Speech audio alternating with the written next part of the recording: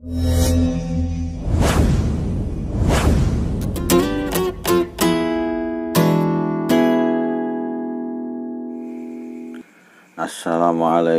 warahmatullahi wabarakatuh. Halo teman-teman, jumpa lagi di MRS Channel bersama saya Muhammad Riyadus Shalihin, pendamping Desa Pemberdayaan Kecamatan Solokuro, Kabupaten Lamongan, Jawa Timur.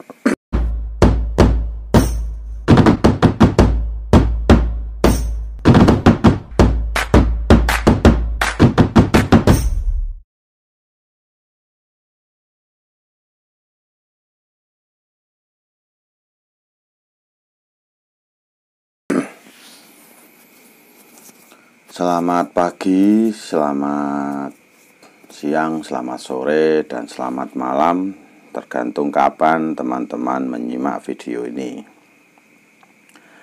Pada video ini kita akan coba membahas tentang instrumen pemutakhiran data proses pendataan SDGs Desa tahun 2021. Kepada teman-teman yang sudah mensupport dengan mensubscribe channel ini, saya sampaikan banyak terima kasih yang sudah mensubscribe, men-share, like, dan komen. Yang belum, mudah-mudahan saya tak bosan-bosan untuk mendoakan, untuk tergerak hatinya, menggerakkan jemarinya, mengklik subscribe pada channel ini. Oke teman-teman, langsung saja kita bahas tentang instrumen. Instrumen itu alat untuk pengumpulan data. Instrumennya apa saja?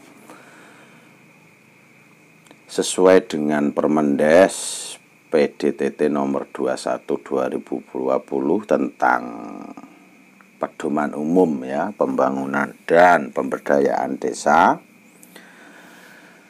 Terus data SDGs desa adalah milik desa, sehingga pendataan SDGs desa dilaksanakan dengan metode sensus partisipatoris, artinya data dikumpulkan dari informasi di dalam desa. Dilaksanakan oleh desa sendiri melalui Pokja Relawan Pendataan Desa, serta untuk keperluan pembangunan dan pemberdayaan masing-masing desa sendiri. Dimensi partisipatoris meningkatkan validitas data SDGs desa.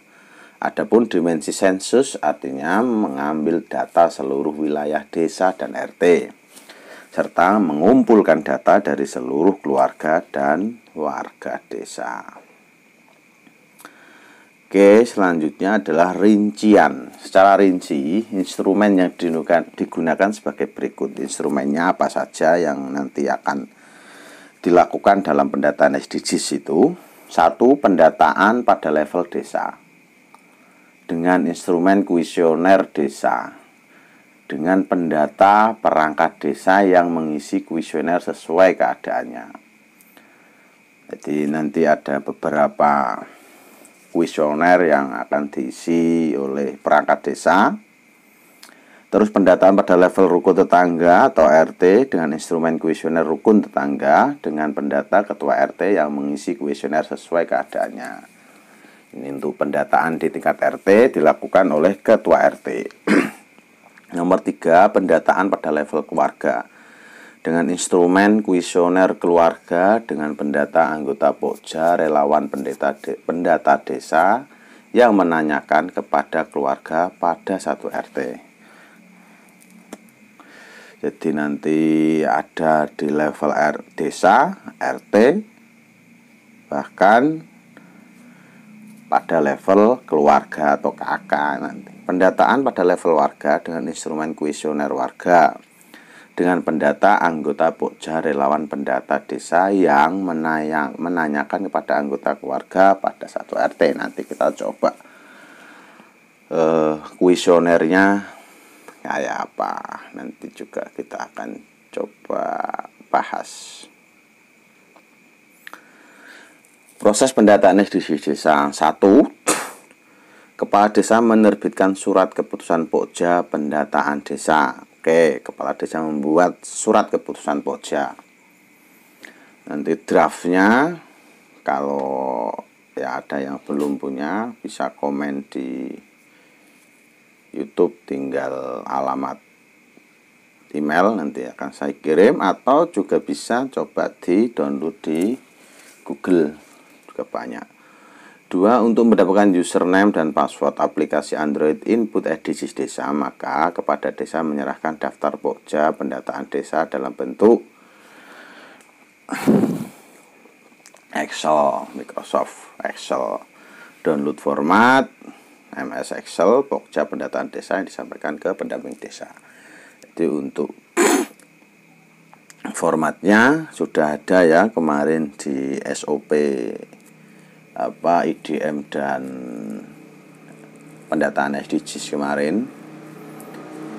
Pendamping lokal desa yang secara berjenjang menyampaikan kepada pendamping desa tingkat kecamatan, koordinator tenaga ahli, sampai provinsi, sampai ke dikirim ke email pusdatin@kemendesa.go.id. Nomor 3, sekretaris desa menetapkan penugasan kepada pendata dari perangkat desa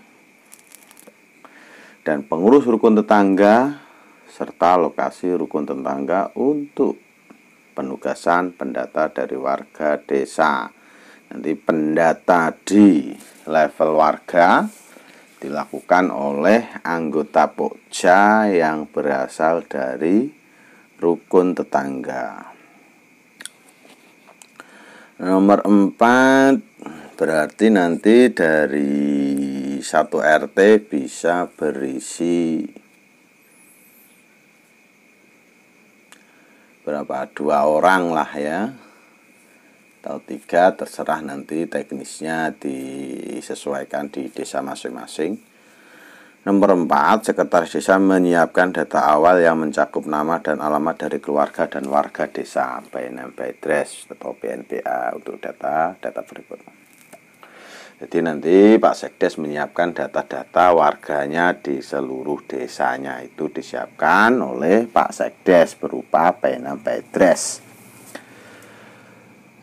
Terus masuk pada kerjaan Pak Sekretaris Desa adalah lagi data dari puskesmas, termasuk nanti menginput Pak Sekdes berkoordinasi dengan puskesmas pembantu, Polindes, Puskesdes, Posyandu dalam waktu setahun terakhir tentang warga desa yang sakit menurut jenis penyakit, warga desa yang menggunakan metode modern keluarga berencana dan stunting pada bayi, balita, dan anak-anak. Jadi ini adalah bidang kesehatan, maka nanti sekretaris desa akan berkoordinasi dengan pihak-pihak kesehatan mulai dari puskesmas sampai dengan KPM atau bidan desa. Nah, selanjutnya adalah data dari PAUD, SD, SMP, dan sederajat, SMP, SMA, dan sederajat yang terdapat di desa setempat atau sekitarnya tentang akreditasi sekolah, jumlah murid, dan jumlah guru. Juga mendata tentang PAUD, lembaga pendidikan ya yang ada di desa ini, seperti yang ada di SDM, yang meliputi jumlah murid, status sekolah terakreditasi atau tidak, terakreditasi apa gitu. Terus nomor selanjutnya adalah, ini masih tugas Sekdes, data warga yang turut serta dalam kegiatan penyetaraan pendidikan di desa setempat dalam setahun terakhir. Kalau ada penyetaraan berupa kejar paket itu B atau C, pada setahun terakhir juga didata jika di desa tersebut ada PKBM. Terus adalah selanjutnya data warga yang turut serta pada berbagai kegiatan pembangunan desa dan pemberdayaan masyarakat dalam waktu setahun terakhir. yang terlibat dalam pemberdayaan dalam waktu setahun terakhir. Jadi seluruh tenaga kerja atau barangkali timlak dan macam-macam itu juga ikut didata. Nomor 5, seluruh pokja relawan pendataan desa melakukan pelatihan secara daring dalam kurung online pada laman Akademi Desa 4.0. Pelatihan mandiri dapat dilakukan secara luring offline bersama pendamping desa. Nah, termasuk nanti dari bahan ini kita sudah cukup bisa untuk menjelaskan kepada pokja relawan pendataan desa berbasis SDGs. Jadi bisa dilakukan secara daring melalui Akademi Desa 4.0. Cuman kemarin saya mencoba masuk di Akademi Desa 4.0 itu belum bisa. Masih repot untuk bisa daftar itu. Entah kenapa.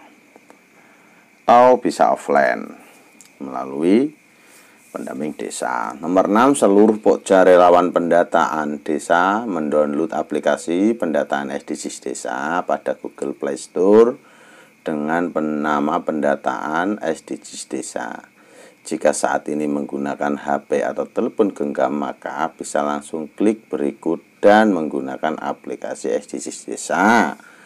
Jika saat ini menggunakan komputer, maka tautan disediakan paling bawah dari halaman ini. Jangan lupa, dengan cara ini maka file aplikasi atau APK masih harus dikirim ke HP untuk bisa digunakan. Oke, jadi seperti memakai WA itu teman-teman ya. Langsung nanti salah satu dari anggota pokja yang akan menginput ke aplikasi untuk mendownload aplikasi melalui Play Store berupa aplikasi SDGs Desa. Nomor 7, pendata memasukkan username dan password ke dalam aplikasi pendataan SDGs Desa. Izinkan aplikasi untuk menjalankan fungsi memotret dan mendata lokasi, karena hal ini akan digunakan dalam pendataan selanjutnya. Nanti setelah data dikirim ke Pusdatin tadi ya, itu akan dikasih username dan password. Terus nomor 8, seluruh pendata mengisikan data BNPA pada nomor 3 di atas ke dalam aplikasi kuesioner keluarga dan warga masing-masing. Ini adalah pengisian data yang tidak membutuhkan wawancara dengan keluarga dan warga tersebut karena datanya telah ada di lembaga yang bersangkutan. Seluruh data pendata maupun warga yang didata nanti secara otomatis akan dimasukkan ke dalam sistem aplikasi ini teman-teman. Terus nomor 9, pendata dari unsur perangkat desa mengisi aplikasi kuesioner desa. Ini tadi nanti ada kuesionernya. Terus ini dimatikan dulu datanya ya teman-teman. Terus nomor 10, ketua rukun tetangga mengisi aplikasi kuesioner rukun tetangga.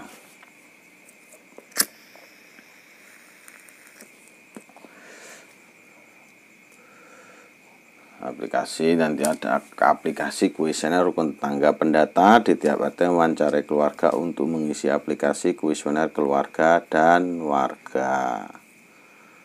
Dalam kondisi tidak ada sinyal internet, aplikasi pendataan SDGs desa tetap bisa dijalankan, dan begitu ada sinyal internet maka otomatis terhubung server sistem informasi desa. Jadi jika digunakan secara offline maka untuk upload data perlu dijalankan di lokasi yang terdapat sinyal internet. Jadi untuk mengisi bermacam-macam ini tadi ada kuesioner rukun rukun tangga, ada kuesioner keluarga dan warga. Itu nanti bisa diinput meski dalam keadaan offline teman-teman, barangkali ada sinyalnya kurang mendukung, bisa saja di-input, nanti saat mengupload baru mencari sinyal yang stabil, yang baik. Nomor 13, desa dapat memulai dengan mengisi kuesioner yang dicetak atau dikopi, namun kemudian tetap harus dimasukkan ke dalam aplikasi Android pendataan SD desa. Nanti pendata akan tetap memakai form ya, nanti coba kita bahas sekilas tentang form-form itu, beberapa poin yang mesti diperhatikan, yang itu nanti di print untuk diisi secara manual, kemudian dipindah ke aplikasi SDGs. Nomor 14, minimal seminggu sekali seluruh pokja pendataan desa bertemu bersama untuk mengecek, memvalidasi, memverifikasi, dan mengoreksi kesalahan pengisian data. Nah, ini untuk diagendakan pertemuan mingguan atau 2 mingguan untuk melakukan evaluasi, verifikasi, mencek, validasi data. Nomor 15, memantau, memberikan penjelasan dan motivasi serta mengatasi masalah yang ditemui di lapangan. Ini adalah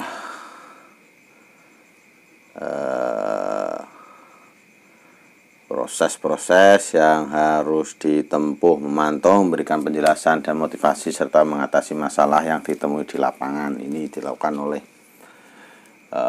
pendamping desa dan perangkat desa, baik pemerintahan desa, baik kepala desa maupun sekdes dan jajarannya. 16, melakukan pengecekan terhadap seluruh hasil isian aplikasi kuesioner yang dihasilkan seluruh pendata sampai seluruh keluarga dan warga terdata, seluruh rukun tetangga terdata, dan data desa terisi. Dicek.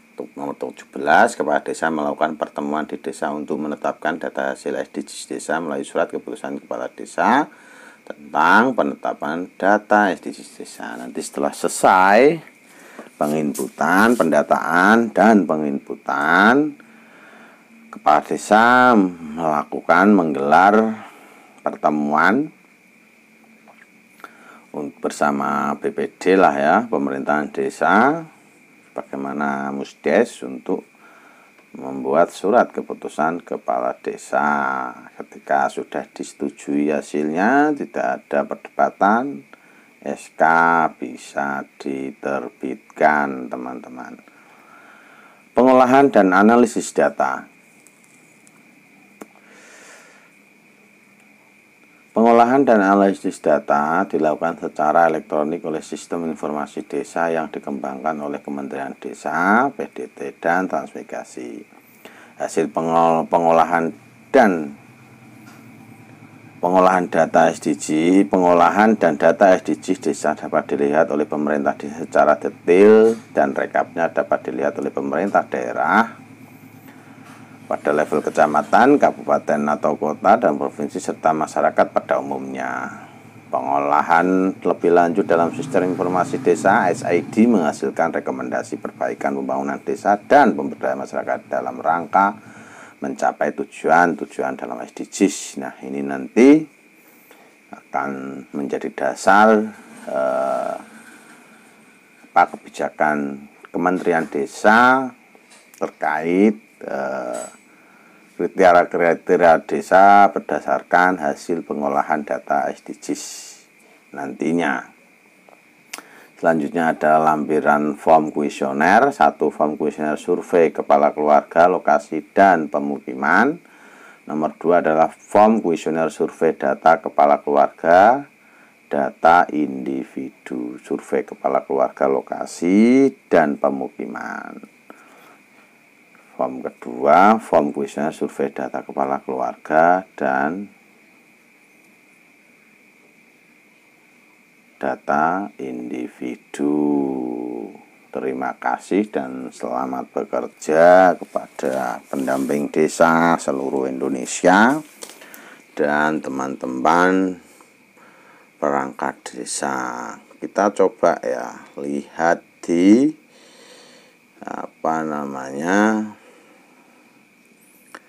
form-formnya, kita lihat kuesionernya lah ya. Dokumen,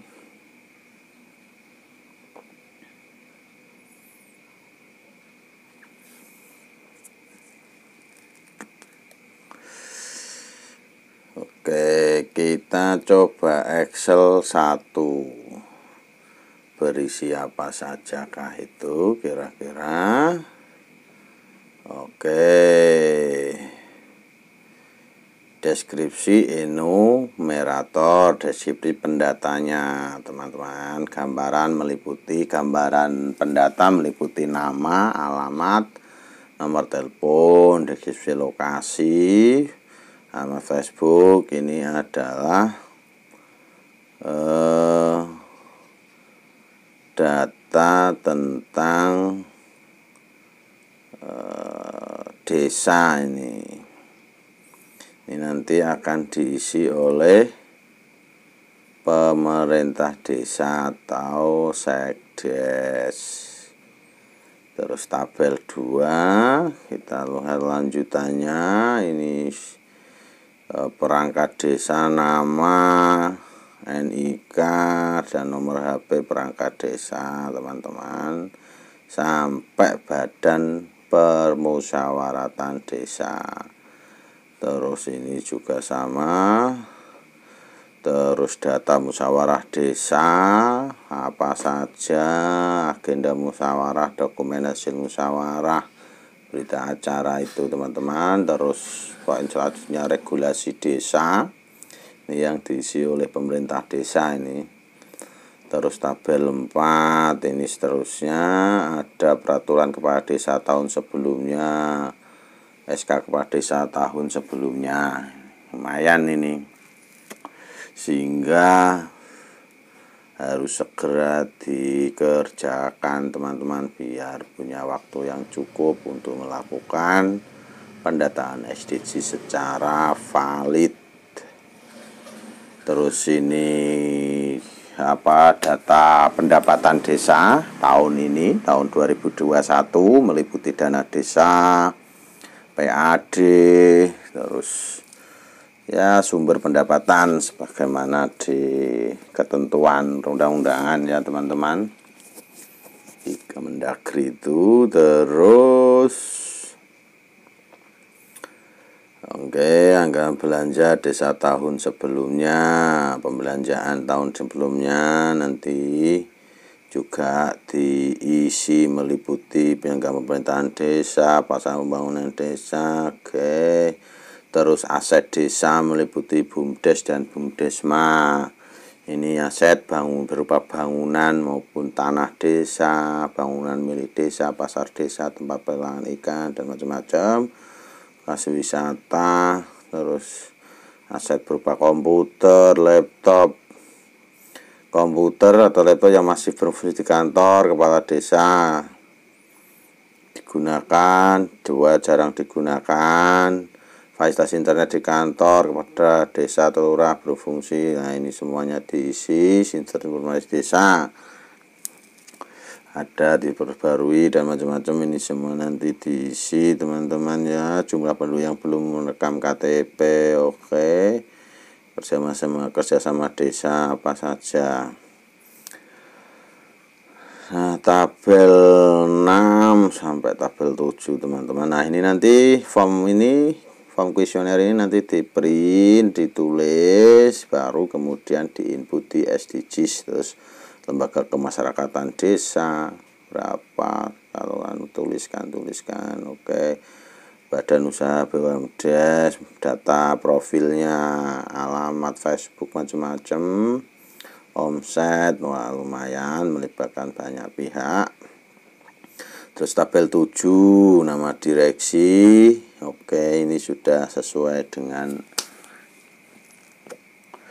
PP tentang BUMDes. Terus infrastruktur desa, transportasi, kantor camat, transportasi yang bisa digunakan pada satu angkutan umum. Nah, ini diisi semua biaya transportasi ini seperti yang ada di IDM, teman-teman. Oke, selanjutnya coba kita lihat, ada 3 Excel kan tadi dengan tabelnya banyak sekali. Terus coba kita Excel 2. Ini meliputi saja apa saja. Tabel 1 adalah